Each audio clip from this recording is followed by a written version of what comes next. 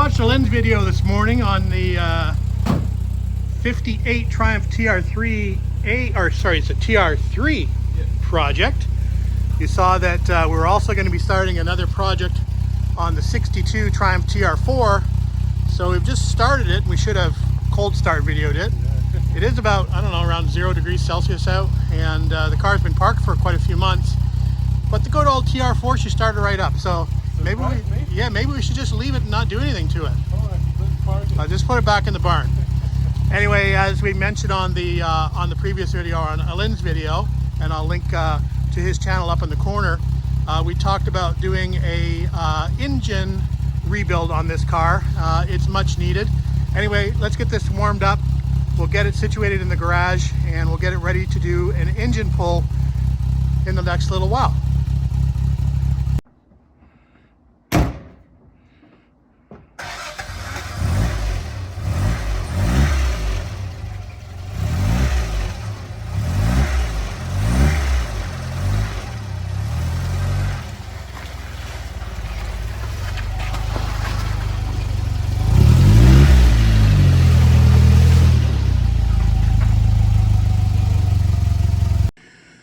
All right, so the original engine on this car served us well.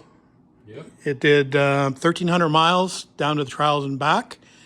The only issue was that it was consuming about a liter of oil for, what, every 100 kilometers? Not 100, but something like that. A liter of oil per stop, let's say that. So it was getting to be fairly expensive to keep buying oil for this, and we were buying the expensive oil. So it actually did better on the way back. It seemed like the rings were coming back to life on a little bit. We did a compression test. There was Elin did a video short on the compression test we did, and the actual compression actually improved by, I think, 20 per cylinder. It was only on cylinder 1 that was very low, right? And it turned out it came back to like the same level as the other ones. But the fact of the matter is, we knew when we got this car back up and running that this engine was pretty tired. The actual previous owner had told us that it was smoking when he sold it to me. So we knew that it was going to be fairly short-lived as far as the longevity of this engine. So we decided to go ahead and rebuild this engine. And we've gone ahead and ordered some parts that we have on hand, and maybe we'll talk about those a little bit later.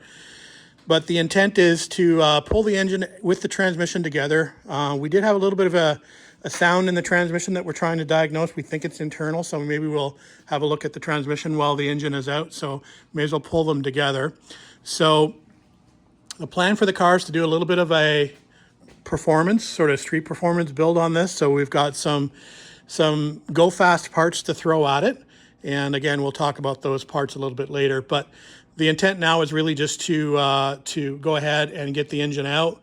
We'll work on it over the next week or two. Obviously, Elin's got customer cars that he's working on. I should be able to, once we get this engine out and on a stand, I should be able to tinker on it now and then to get it torn down.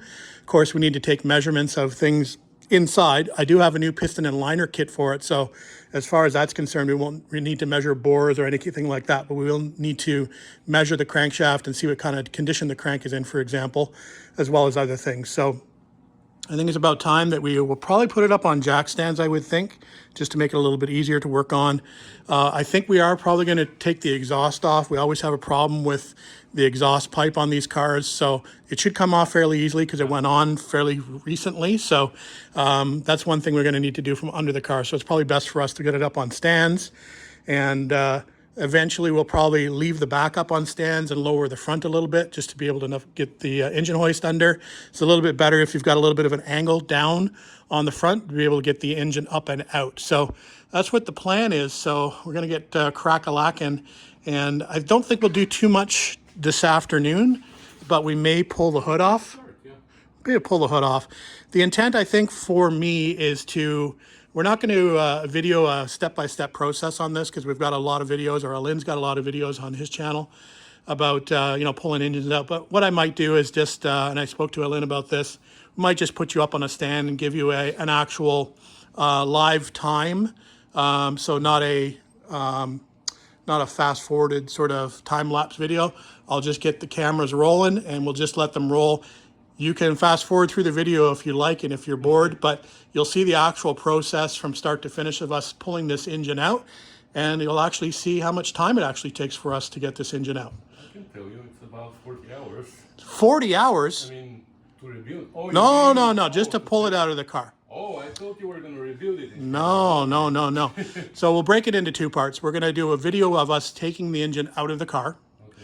And then I'll do a little video of me stripping the engine down, and probably a separate video of building it up. So we'll do a little part series, but the first part will be just actually getting the engine and transmission out of the car.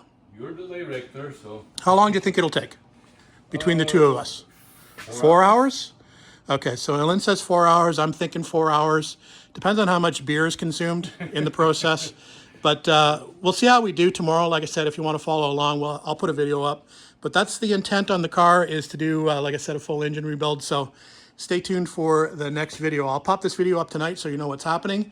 And then we'll start in earnest on this project tomorrow. But we'll probably do a few things in preparation. Like I said, getting the car up on jack stands and getting the bonnet off. All right. Thanks very much. See you tomorrow. See you.